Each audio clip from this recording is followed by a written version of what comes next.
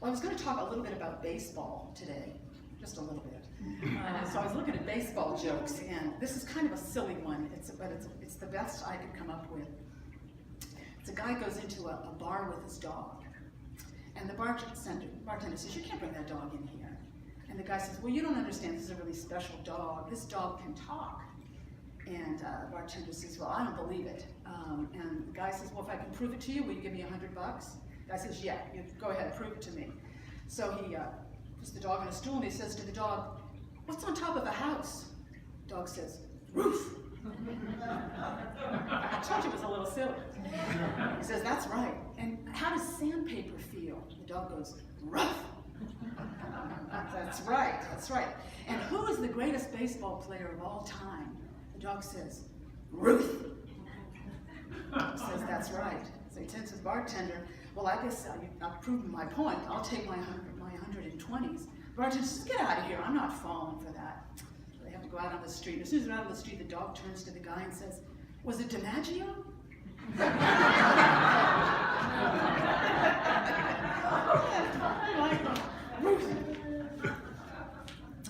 Talking about baseball in a manner of speaking, a little bit. Talking about the idea of follow-through, which I just find a very engaging idea. How important it is to results of all kinds, and we especially learn about it in sports, all kinds of sports.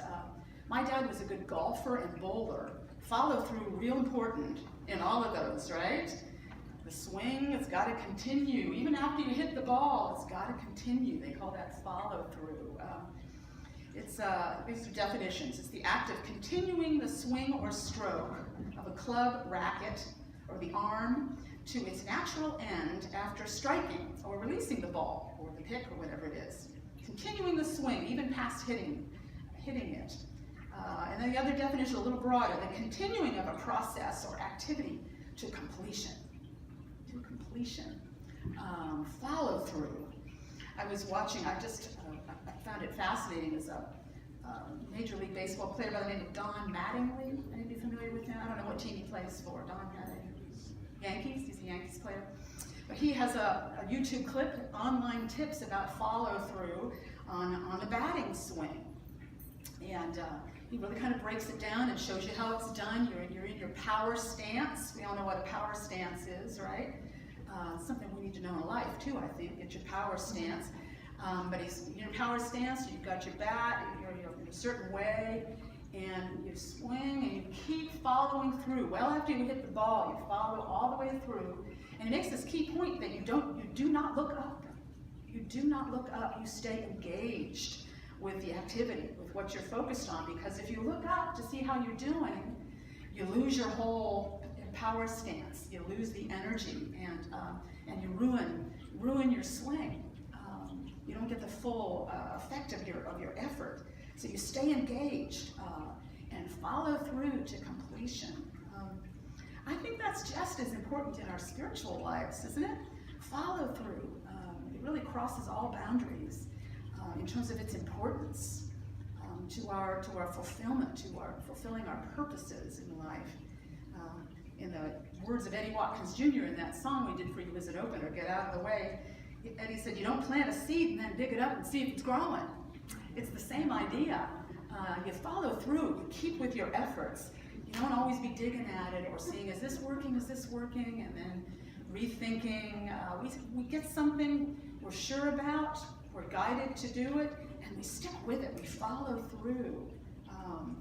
I think this is really an important spiritual practice that we're not always great at in the West, particularly. I think in Eastern thought, sometimes people are better about that. I took martial arts, Tai Chi, that comes out of Korea when I was a young person, and they're in that for the long haul. You're a beginner for a long while. You commit yourself to practice over a long period of time. I taught Japanese students for a while. English is a second language. And I remember one of my students coming in and demonstrating the Japanese tea ceremony for me. Have you ever seen that or witnessed it anyway? It seems like it's just serving tea, but there's quite a lot to it. It's a philosophy, it's a discipline. My student who demonstrated it for me said she'd been doing the tea ceremony for only 5 years, and she was just a beginner. To Western ears, that sounds kind of surprising. We're not in it for the long haul quite so much in our efforts, in our disciplines, in our practices. It's a challenge for us. And what happens quite often is that we have more sporadic efforts.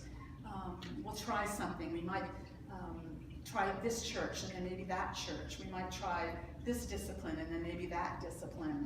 We might work out in this way and then don't seem to be getting the results. We're digging up that seed, see if it's working, and we try something else. And I think we're a little bit more restless in Western culture and a little more easily distracted and not always sort of committing to our follow-through, get the full benefit of a nice long spiritual swing, the whole arc of it and where it can get us.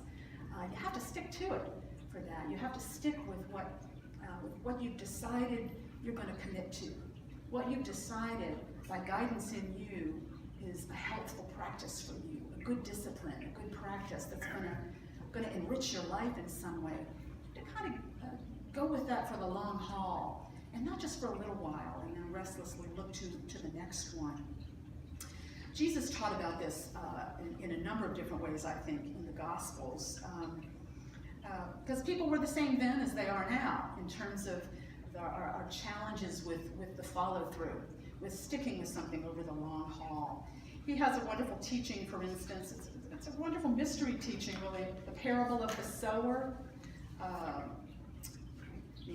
A sower goes out to sow, and as he sowed, some seeds fell on the path, and they just were gobbled up by the birds. They just went away. Some seeds fell on rocky ground where there wasn't much soil, and they sprang up quickly because there was so little soil, but they had no depth of soil.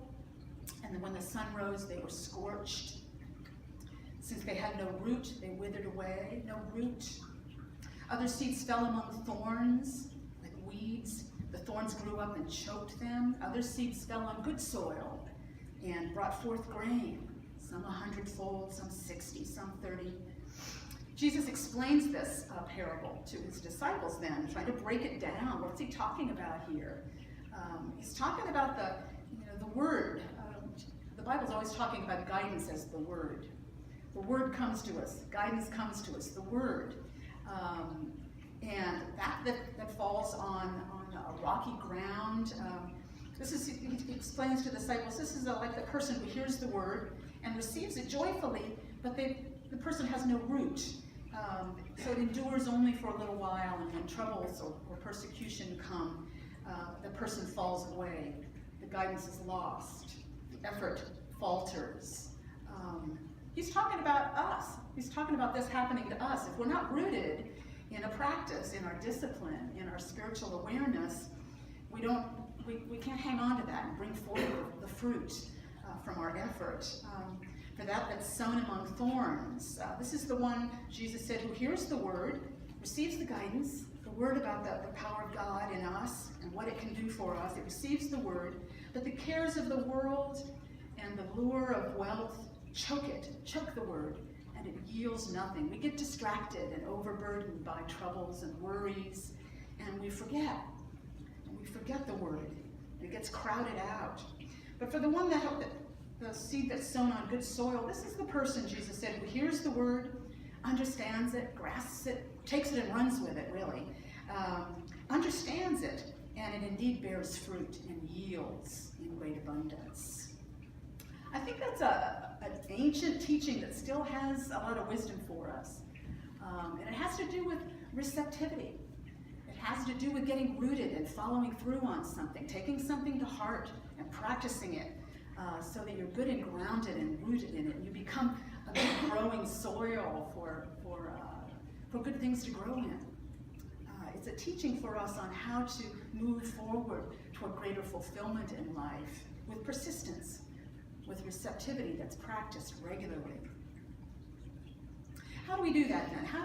What's the pathway to better spiritual follow through? What's the full swing? How do we get to that in our spiritual practice? I think it comes down to 3 things. One of them is make that commitment for the long haul. make some efforts to overcome our shortcut thinking. I think we all have experienced this. Times when we're just looking for a shortcut to something, a shortcut to spiritual growth, a shortcut to wisdom. If you scan book titles on the New York Times bestseller list or on Amazon, there's all kinds of 10 steps to enlightenment, 3 steps to, be a millionaire, or whatever it might be. We love that in the West, some kind of really quick shortcut approach to getting where we want to go. But spiritual development, coming into our fullness, really only comes with persistent practice, with the long haul. And I think we prove that to ourselves and to one another again and again. It's the tortoise and the hare story we learned as kids, isn't it? It's not the little short sprint that's kind of fast, but the long haul dedication to a practice that really gets you somewhere in the end. That's the full follow through. So that's the first one, is make a commitment to the long haul. Commit for the long haul. Second one is cultivate life-enhancing habits. Helpful, life-building, consciously chosen habits, persistently practiced, are powerful to get us where we want to go and to move us toward greater joy and fulfillment and peace. Third one is be alert for God's lead and follow it. Be alert for God's lead. I think we make the mistake if we think it's all about our personal effort. God will be bringing us guidance. God will be leading us if our antennae are up and we're ready to move in that direction. Be ready to follow through on the clear guidance that comes. So commit for the long haul. Cultivate life-enhancing habits and be alert for God's lead. So, it'd be good to just look at a few examples of that in our lives. What does that look like? It looks like a life well lived. It looks like peace. It looks like community. It looks like everyday people. I was thinking about so many people I've known down through the years that practice good spiritual follow-through in their lives and what it did for them. I was thinking of, for instance, a telecom technician I knew years ago in a department at OSU where I was doing technical writing at the time. And he had been through a challenging divorce, and it was right around that time where he got sole custody of their two children. And it was a time of regrouping and getting established in life. And he adopted a new habit of starting every day, getting up extra early, before children were up, before anything happened, at like 5:30, getting up extra early so he could have some quiet time every morning. That's all it was, just quiet time every morning. And he'd been doing that for years. It started in that time of challenge. Where did the guidance come from for that? The Word. The Word came, and he received it. It was good soil for the Word, and it really rooted in him. And he followed through on it. He let it root deep in him. I'm going to rise every morning. And I'm sure there were lots of mornings he didn't feel like getting up at 5:30 to sit in the quiet.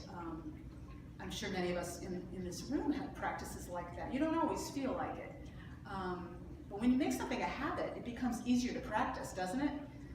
There's literature out there about that. It's like 30 days with something, and it kind of gets really registered in your mind, so that it becomes really harder to stop than do it. Your instinct is to follow through on the habit. We can really work that to our benefit. That made it possible for him to parent with patience. That made it possible for him to work at his job in a kind of a rowdy community of technicians he worked among. He was the more stable in that community, and was perceived in that light. It saw to that practice that he embraced every morning. It was behind his abundant supply, his prosperity, his stability in life, his peace of mind. The things you cultivate over the long haul, they become, over time, quite visible to others, quite visible in the world, quite real. And they bless others besides just yourself. They bless a community. They bless your family. They bless your neighbors. They bless your church. I was thinking of another individual many of you knew, a woman named Mary, who was in my first membership class when I was at Unity East Church. And she lived in Newark at the time. It was a hefty drive to come to church. But she came to the church. Must have been a time of seeking for her. I don't remember where she was in her life at that time, but her guidance was that you should come to this church. This would be a good growing place for you. So she made, and she told me this, I remember it very distinctly, she said she made a commitment that she wasn't going to let the driving distance bother her. She just wasn't going to let it be a problem. We can decide that, can't we? We can decide if we're going to let something be a problem or not. And she had decided that it wasn't going to be a problem. She would use that time in the car for meditation, for whatever it might be, for chanting, for singing, whatever it might be. And she committed to becoming a member of the church and coming all the time. What ensued was a period of great spiritual growth and many blessings for herself. She took a lot of Unity classes in the church. She took Unity classes at Unity Village. She led workshops. She served on the board. She blessed the church, the community, as she was blessed herself. From that commitment, from that long haul decision, I'm going to dig in here, I'm going to put some roots down, I'm going to be good soil, and after the guidance that comes, and I'm going to run with it. It's that full swing, that full back, going to get the full benefit of this effort. Not in sporadic attempts, not once in a while when I can, not when it's convenient, because it wasn't convenient. And I think that's something I've learned a lot in life, maybe some of you have too. God doesn't care about our convenience. God cares about our fulfillment. I've seen that again and again in other people's lives, in my own lives. It's often not convenient, sometimes not comfortable, something that you feel deeply is yours to do and you want to do it and you feel guided to do it. God will enable us to do it, and God will see to it that we receive rich blessings from it, but it may not be convenient. I think that's a kind of a fun little thing to reflect on. It wasn't convenient for Mary to drive from Newark. It wasn't convenient for Donald to get up every morning at 5:30, day after day, year after year. Our ego selves care a lot about convenience sometimes, and that can block our commitment to practices that may really enrich us if we can embrace them fully, get that full arc of the spiritual swing going for us. Cultivating habits, life habits really help us with that follow through. And I was thinking about the power, particularly of vows. A vow is like a super strength habit, isn't it? It's like an even more powerful habit, something that you take as a vow. I was thinking about Lama Kathy Wesley, who of course is the resident teacher at the Buddhist temple here in Columbus. I used to do some private meditation practice with her, and I remember her talking about when she found Buddhism, which she did as I think a young college student. I think she was like 18 or 19, and a Buddhist monk came and did a presentation, and she attended that and heard his message, received the word, and it really sank into the deep soil of her consciousness, received that word. Not so much the words he said, but who he was. And it came to her very clearly. She thought, quote, I want what he has. I want what he has. That's receiving a word and really letting it sink in. And she really followed up on that. And she became a Buddhist at that age. She took refuge vows, which is how every Buddhist begins. You take refuge vows, which means you receive, they call them the 3 jewels. You take refuge in the Buddha as the way shower, in the Dharma, which are the truth teachings, and the Sangha, which is the spiritual community that you practice in. Those are the 3 jewels of Buddhism, and every person who becomes a Buddhist they call that taking refuge. You take refuge vows in that way.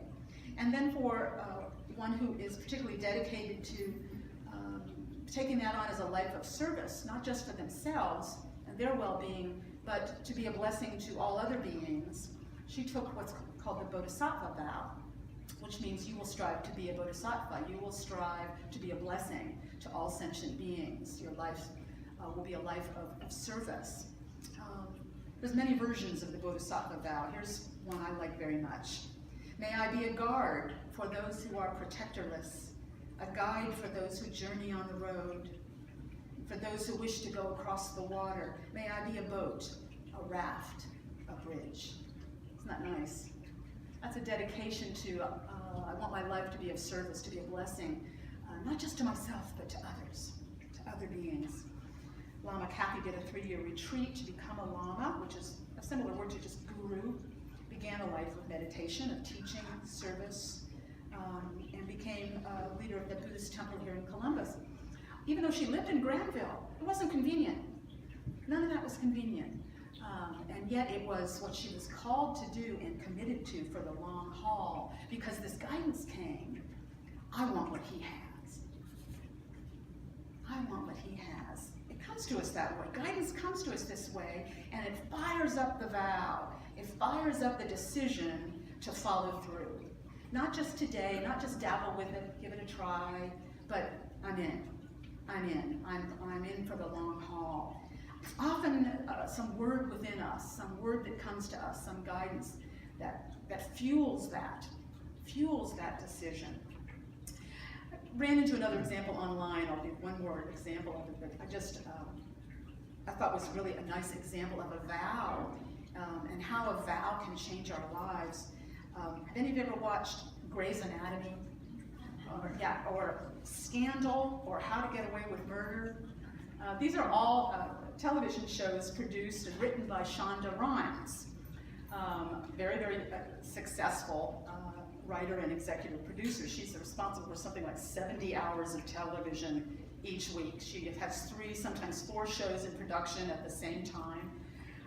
It's just, she's a titan. She's a workaholic, tremendous workload.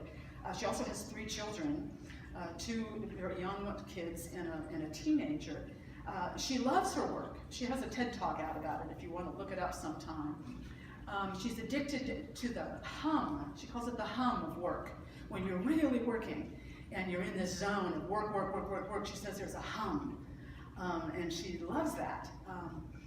And it nearly burned her out. She went through a stage of burnout because of this. She had taken on a challenge of saying yes to everything.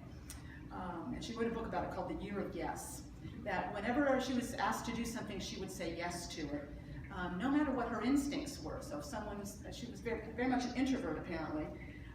She said if someone invited her to do public speaking, her instinct would be to say no as an introvert, but her vow was she would say yes. Kind of a year of surrender. I think it was a powerful experiment she was involved in. Want to try some acting? We got a part here for you, and her instinct would be no, but she would say yes. So she had a year of that, and what she found was that she overcame all kinds of fears. From saying yes to public speaking, she found she could do public speaking, and it wasn't terrifying. From saying yes to acting, she found she could do that.